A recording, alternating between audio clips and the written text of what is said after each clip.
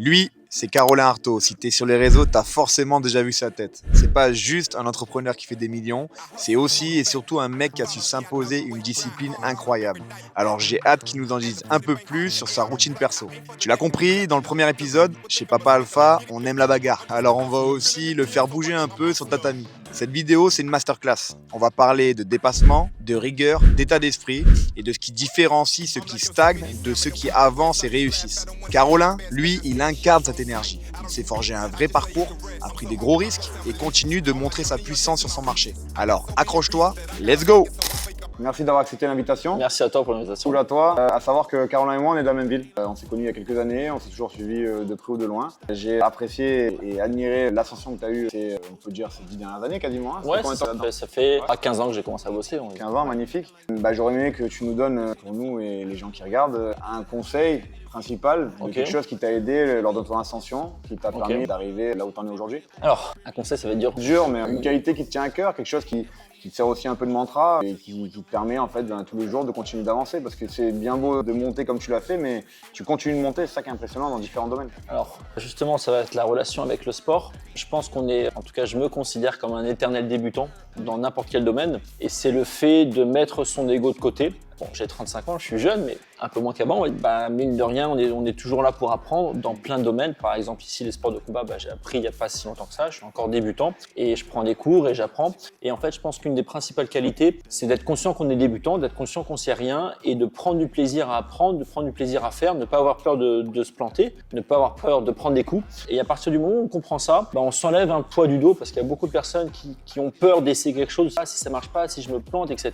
Alors qu'en réalité, tu te plantes une fois, deux fois, trois fois, puis si tu continues d'essayer, au moins ça va marcher. Top, super, super intéressant. D'accord.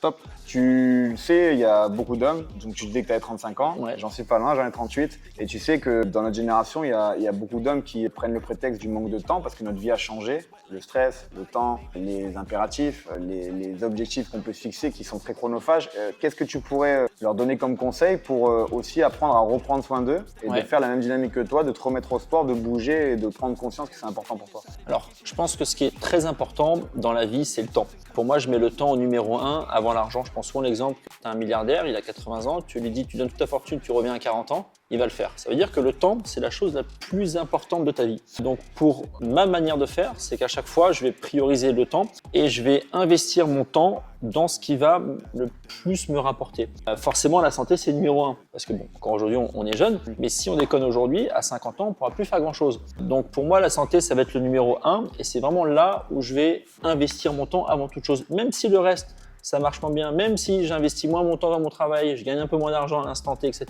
À la fin du compte, à la fin de la course, je serai en numéro 1 parce que j'aurai investi mon temps dans ma santé. Magnifique. Et la santé, on n'en a qu'une. T'as tout dit. Et puis, si je dis pas de conneries, hier soir, tu t'es invité sur le plateau d'une émission, RMC, c'est ça, ouais. Et le thème, je crois que c'était « Est-ce que l'argent fait le bonheur ?» C'est ça, exactement, c'est ça. Donc, du coup, si on doit résumer ça pour toi, rapidement, pour toi. Alors, pour moi, l'accomplissement personnel fait le bonheur. D'accord. Avoir de l'argent qui tombe du ciel ou quoi que ce soit, j'ai vu des personnes qui ont hérité de grosses sommes d'argent et ça les a plus détruites que ça leur a servi. Par contre, être fier de soi, je peux en le dire, être fier de ce qu'on fait, et ça peut être d'un point de vue financier, ça peut être réussir une activité sportive, ça peut être faire de l'humanitaire, ça peut être n'importe quoi, mais avoir une satisfaction personnelle, que ce soit pour un homme ou pour une femme, je pense que ça, c'est ce qui rend heureux. Magnifique. Le sport, donc là on parle d'MMA, je t'ai suivi, on y reviendra tout à l'heure. Très intéressant ton parcours récemment, mais là on parle de sport de combat, tu fais du sport depuis longtemps, si je dis pas de bêtises, tu faisais des sports de glisse à un moment donné? Oui, alors j'ai toujours fait du sport depuis tout petit. Quand j'étais plus jeune, mes parents m'obligeaient. Au début je voulais pas, un peu comme tous les mômes. Et puis après on s'y prend et après on devient addict, parce que je pense que je suis addict au sport. Et puis oui, j'ai changé, j'ai commencé par faire tout ce qui est sport de glisse, kitesurf, surf, etc. Pareil sur la partie montagne, ski, snowboard, tout. Après c'est un peu différent, mais pour moi ça reste du sport. Tout ce qui est aviation, voltige, planeur, parachute, un peu tous les sports aériens. Et c'est vrai que les sports de combat, c'est toujours quelque chose que j'ai voulu faire plus jeune et j'ai jamais accroché. Et je m'y suis mis un petit peu plus tard avec pas mal de cours particuliers. Une fois que tu commences, après, c'est hyper addictif parce que, premièrement, je trouve que c'est une méditation active et notamment les sports de combat. Quand tu te prends des coups sur la tronche, tu n'as pas le temps de penser à ton travail, etc. Donc, c'est vraiment un moment où tu es présent et où tu te vides la tête. Et je trouve ça ultra intéressant. Et puis aussi en termes d'humilité, ça te fait redescendre, tu comprends. Ah bah clairement, t'es débutant. Tu seras toujours un débutant face à d'autres et t'es toujours à apprendre. Exactement. Ok, super. Et si tu devais tirer un bénéfice transposable sur ton activité, sur ta vie d'entrepreneur, que tu aurais tiré justement des sports de combat, ce serait quoi principalement? Alors, pour moi, je pense qu'il y a un énorme parallèle qui est d'ailleurs, je trouve, absolument pas assez développé en France, le sport, entre le sport et la vie. Entre le sport même et la vie de manière générale, et le sport et le travail. Si je prends les sports de combat et le travail, c'est clairement la même chose. C'est-à-dire que tu dois au début apprendre, donc tu dois prendre des cours. C'est la raison pour laquelle je fais de la formation sur l'immobilier, toi dans ton domaine sportif. Moi, pour apprendre un sport de combat, je suis obligé de prendre des cours parce que je peux pas inventer des techniques. Donc on prend des cours, comme dans la vraie vie. Et je pense que surtout cette partie motivation, discipline, il y a toujours ce duel, est extrêmement importante parce que si tu veux réussir, il faut que tu fasses, que tu refasses, que tu refasses, etc.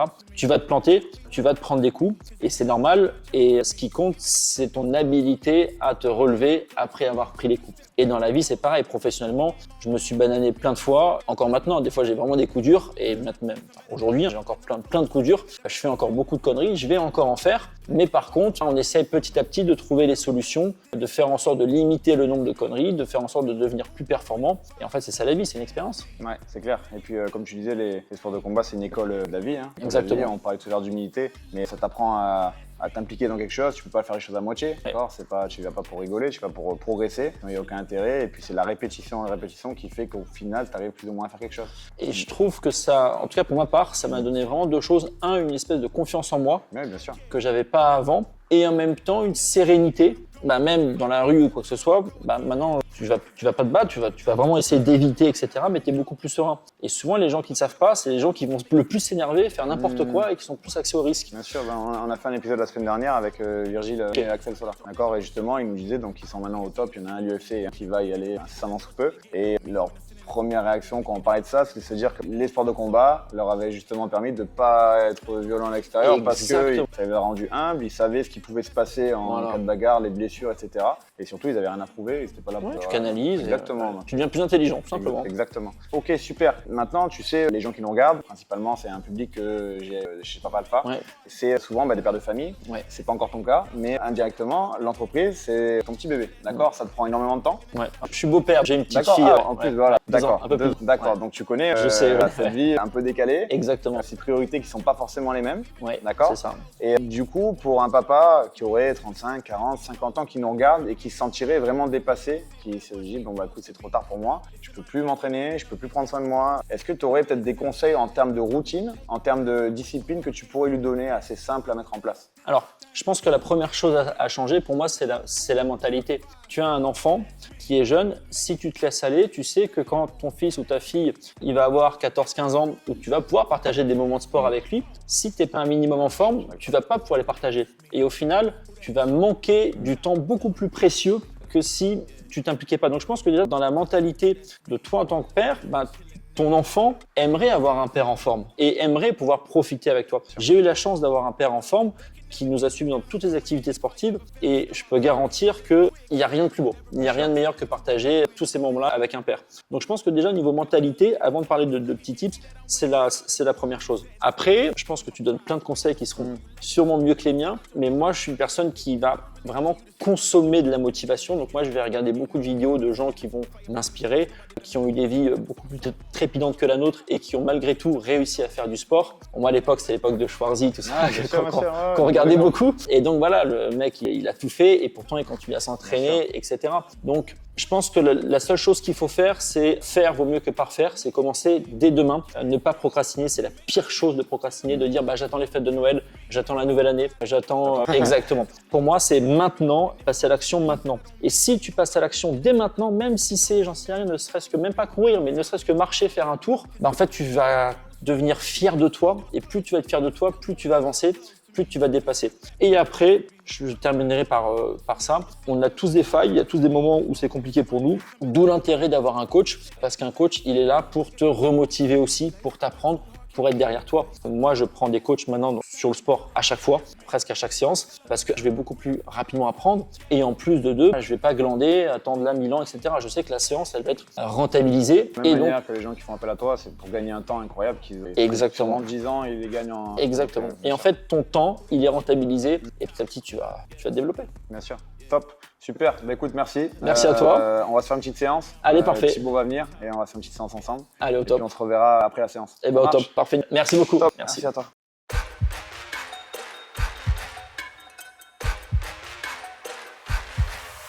Yeah, look, making that bread that hard though. Young G shit for that cargo. I get high when I'm at the top. I'm at climb Kilimanjaro. When I pull up and clear up shop, I need the breathe like ASAP Rock. Tell them man that I'm just like time. Why you can't put me in a box? Don't know what them man are proving. Tell them man keep it moving. I can feel their eyes, they're watching me on the ball, praying that I lose it. I can feel their fury, another joke cause I'm the champ like Usyk. Just know that I do this, I'm a ring walk when I hear this. Parce qu'il faut savoir que Thibaut, son surnom c'était, redis-moi, Hands of Stone. Parce qu'il frappe chaud, c'est ça ce qu'il a été ça. C'est toujours, mais We don't need no hideout. Hold you when I see you. Come fuck around and then find out. It's crazy when he flexed his gun. I think he needs God, I'ma bless this one. The power just got to his head. Mess like K when he dead his son. 10 toes and run. See when I get him, he's dead, it's done. Now man's living a nightmare. The spirits I'm a level and one. Yeah, click, clack, bang. I don't need weapons, I'm good with my hands. Mismatch, bang. No bullseyes, the little man. If he goes hard, then I'ma go harder. Man, I'm my son, show you who's the father. Yeah, holding one on the course. Go to the pub and hit an daughter. Yeah, I'ma knock his lights out. What's the fuss with the eyebrow? Why your face look creased when you're looking at me? Blood, you get ironed out. Man's outside, we don't need no hideout. Hold you when I see, come fuck around and then find out.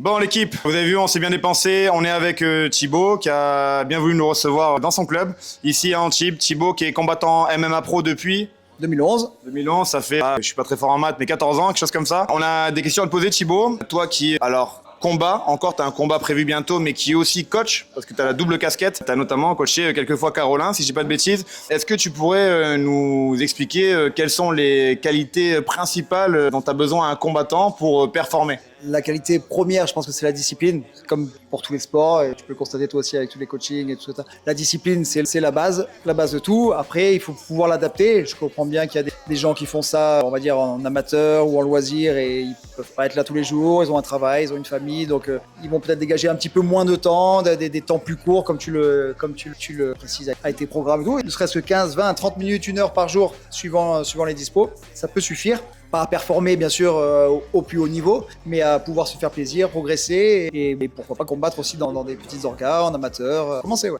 Et toi qui donc du coup a suivi de près le récent parcours de Caroline dans les sports de combat, pour ceux qui n'ont pas encore vu, il a fait 2 combats pro, Amateur. 2 combats amateurs, 2 combats amateurs, ouais. mais dans une cage avec des gants, donc il faut une grosse paire comme on dit pour rentrer dans la cage. Qu'est-ce que tu pourrais trouver comme parallèle, toi qui es coach, les qualités qu'il a acquis dans l'entrepreneuriat, dans son parcours professionnel, qu'il a pu appliquer dans sa pratique du MMA? Toujours cette discipline, évidemment, et cette comment dire, cette abnégation, tu vois, de dans un domaine, ne pas lâcher, s'intéresser à tout, je pense que c'est le truc le plus important, tu vois, de voir ce qui se fait à droite à gauche pour soi-même se construire, en tout cas au début, quand on sait pas trop où aller, comment se construire, voir ce qui se fait à droite à gauche pour se construire soi-même. Je pense que c'est un facteur clé aussi. Il y a des mecs qui viennent, en tout cas dans le MMA, qui viennent de la boxe, qui viennent du sol, mais qui ont besoin de voir ce qui se fait ailleurs dans d'autres domaines qu'ils connaissent pas pour, ne serait-ce que par mimétisme, reproduire un peu les mouvements au début, essayer d'adapter leur jeu. On peut être bon en MMA en venant de la boxe, en venant du sol. Il faut être capable juste de s'adapter. Comme toi, tu as pu le faire, je sais pas ce que tu as pu faire avant. Ouais, j'ai commencé par l'anglaise. Après, j'ai fait un peu de sol, un peu de Muay Thai. Et après, j'ai fait MMA parce que je trouve ça joli à regarder. Moi, j'aime bien les choses visuelles. Et puis, quand tu fais quelque chose, tu dis, bon, bah, le but, c'est quand même d'essayer un combat. Sans aucune vocation professionnelle ou quoi que ce soit. C'était vraiment pour prendre du plaisir, pour essayer. Et franchement, c'est à faire. C'était vraiment, vraiment cool. Je me suis fait exploser une fois, j'ai gagné une fois. Et un partout. Il y aura d'autres victoires. Voilà, exactement. Et non, vraiment cool. Super expérience. Je suis très, très content. À refaire. cool. Et justement, la préparation, elle a dû être un peu intensive, j'imagine. Quand je te voyais un peu t'entraîner quand même assez souvent sur les réseaux, comment tu faisais pour allier ton entreprise qui prend quand même énormément de temps, la gestion de ton staff, parce que tu as beaucoup de gens qui travaillent pour toi, et de l'entraînement, parce qu'on sait que ça prend beaucoup de temps. Alors, je commençais en fait par l'entraînement le matin, c'est-à-dire que je me réveillais, je prenais un café, je mangeais, et la première chose que je faisais, c'était l'entraînement. Et mine de rien, je finissais à 9h30, 10h max, douché, prêt, de 10h jusqu'à toute la journée. Il me reste toute la journée pour bosser, donc ça se fait largement, sans aucun souci. Comme quoi, du temps, quand on veut le trouver, on trouve. On en a plein. Et toi, justement, Thibaut, tu es un bel exemple parce que tu es combattant pro, coach aussi à côté. Tu as une vie de famille, d'accord? Je crois que tu m'as dit que tout à l'heure, tu allais chercher la petite. Donc, comment est-ce que tu arrives si tu avais rapidement un petit conseil sur ta routine à nous donner, un petit truc qui pourrait toucher un papa qui nous regarde, comment tu fais pour manager et arriver à tout faire? J'essaie de séquencer. Je m'entraîne plus de la même façon que je pouvais m'entraîner à l'époque où il n'y avait pas la vie de famille, où le travail n'était pas le même, où je pouvais être focus à 100% uniquement sur mes préparations, où j'étais quasiment prêt toute l'année. C'est plus forcément le cas. Je suis prêt, je m'entretiens, oui, toute l'année, mais quand j'ai un combat de prévu, comme là au mois d'avril, je sais que j'ai quasiment un peu moins de 6 mois pour préparer mon truc, donc je vais séquencer sur une semaine, essayer de travailler un peu plus le fond, sur une semaine un petit peu plus de renfort, de musculation, et petit à petit rajouter des compartiments comme ça dans mes entraînements. Après, je peux pas dire que je m'entraîne comme à l'époque à 100%, ne serait-ce qu'avec l'âge, j'ai bientôt avoir 40 ans, les blessures, j'ai tout ça à gérer, le travail aussi des fois c'est chronophage, j'ai à peine le temps de m'entraîner, donc il faut essayer de profiter des petits créneaux que j'ai dans la journée pour faire grappiller 15 minutes par-ci, 15 minutes par-là, essayer de trouver un peu de temps pour rester focus sur un objectif, me dire allez peut-être aujourd'hui je vais essayer de travailler un peu de renfort sur les épaules, aujourd'hui un petit peu de mobilité dans les hanches et grappiller un petit peu comme ça, un petit peu tous les jours.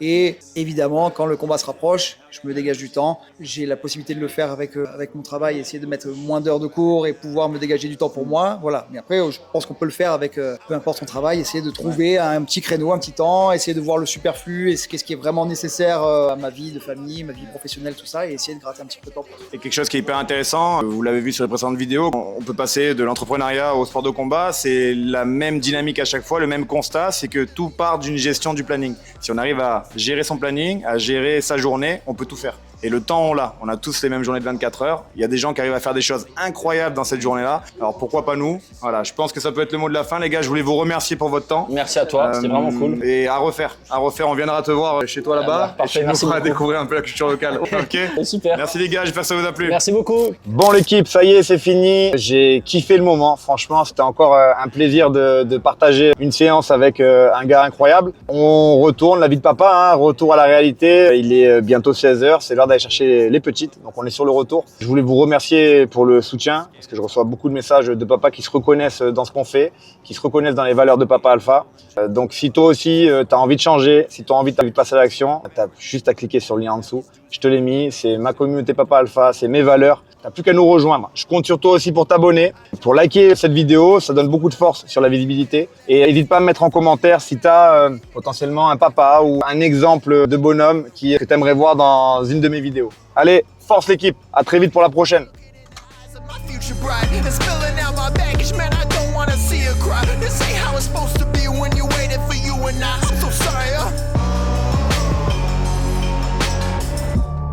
I think the devil in my DM, trying to catch the slipping from the M to the PM.